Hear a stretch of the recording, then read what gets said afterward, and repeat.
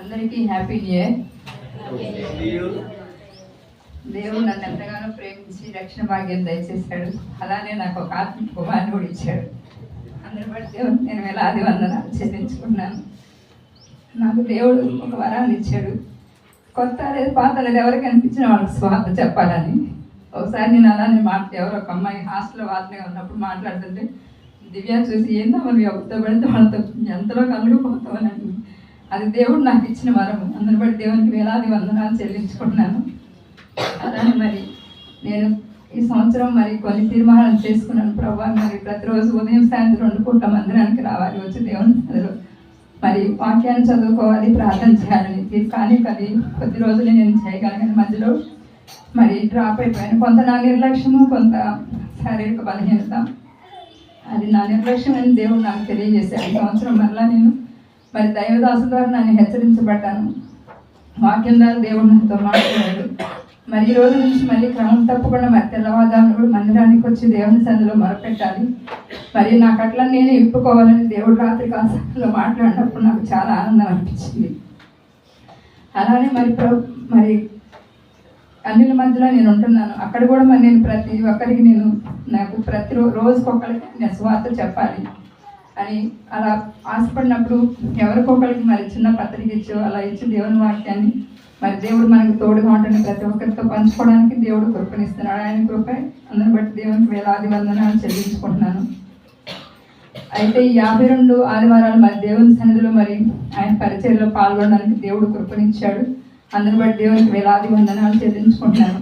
కొన్నిసార్లు నా నిర్లక్ష్యం వల్లే మరి మందిరం రోతగా ఉంటుంది అన్నప్పుడు కూడా కొన్నిసార్లు నా ఏముందిలే తర్వాత చేసుకోవచ్చు అని కొన్నిసార్లు నిర్లక్ష్యం చేసినప్పుడు దేవుడు అదే నీళ్ళు ఎలా ఉంటే నువ్వు ఉంటావని దేవుడు నా మనసులో హెచ్చరించినప్పుడు ప్రభువా నన్ను క్షమించేయని, నీకు ఎప్పుడు అలా ఉంటుందని ఈ రోజు నుంచి నేను తీర్మానం చేసుకున్నాను. ప్రతిరోజు కాకపోయినా 2 రోజులకు ఒకసారి మందిరం నీట్గా ఓడవాలి అని తీర్మానం చేసుకున్నాను. ప్రతిరోజు మరి పదార్థాలు చదవాలని, కానీ బైబిల్ కంప్లీట్ చేయాలని చాలాసార్లు అనుకున్నాను. కానీ ఇంకా కొంత మిగిలిపోయింది. డిసెంబర్ 31 కంప్లీట్ చేద్దాం అనుకున్నాను. కొంత మిగిలిపోయింది, అది కూడా కంప్లీట్ చేయాలని ఆశపడుతున్నాను. అలా దేవుడు నా ప్రతి పరిస్థితిలో కూడా నన్ను హెచ్చరించి నన్ను సరి చేస్తున్నాడు. అందుకు బట్టి దేవునికి వేలాది వందనాలు చెల్లించుకుంటున్నాను. ప్రభు నామకే మహిమ కలుగును గాక. ఆమేన్.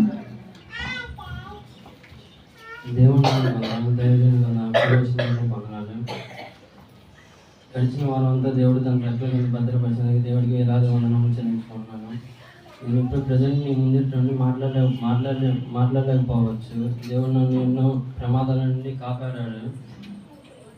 యాక్సిడెంట్ నుండి కాకుండా నా ఒంటి మీద చిన్న గాయం కాకుండా నేను హ్యాండిక్యాప్ అయ్యి ఉండవచ్చు. దేవుని కృప వల్ల అదేం కాకుండా ఎట్లున్నానంటే నా దేవుడి వల్ల నేను ఎట్లున్నాను.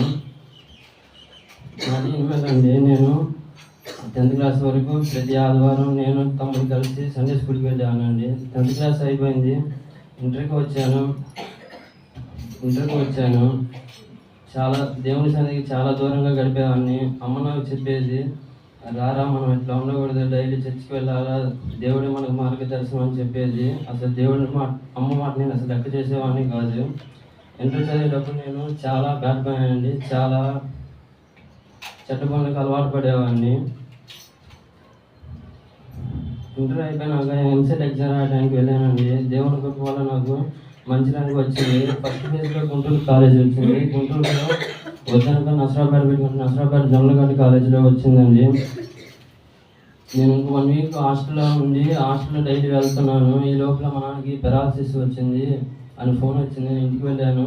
తెలిసిన డాక్టర్ ఉంటే ఆయన మొత్తం చూసుకొని మా నాన్నకి ఏం కాకుండా చూశారు. కాబట్టి బెడ్ రెస్ట్ కావాలి అని చెప్పారు.